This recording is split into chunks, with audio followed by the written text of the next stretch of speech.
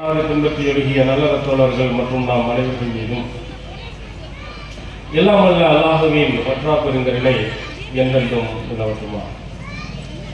எல்லாம் வல்ல அல்லாஹுவின் நல்லடியார்களே, எல்லாம் வல்ல அல்லாஹுவினுடைய திருமறை குர்ஆனை வேதமாக ஏற்றிருக்கக்கூடிய நாம் சொர்க்கத்தை அடைய வேண்டும், நரகத்திலிருந்து பாதுகாப்பு பெற வேண்டும்.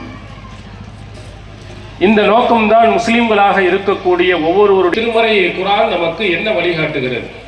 யார் சொன்ன அடிப்படையில் நீங்கள் நடந்தால் அவர்களும் தேவை என்று சொல்பவர்கள் உண்டு. அத்துடன் இஜ்மா, கியாஸ் இவைகளும் தேவை என்ற கூடுதலான அடிப்படைகளும் தேவை, மறுமையில் வெற்றி இருக்கிறது என்று பல கொள்கை உடையவர்கள் தமிழகம் உட்பட பல இடங்களில் இருக்காங்க.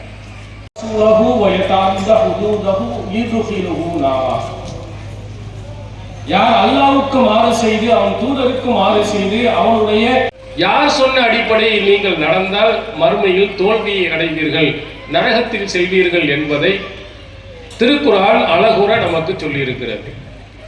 ஆனால் இஸ்லாம் அவர் மகத்தான வெற்றியை அடைந்துவிட்டார்.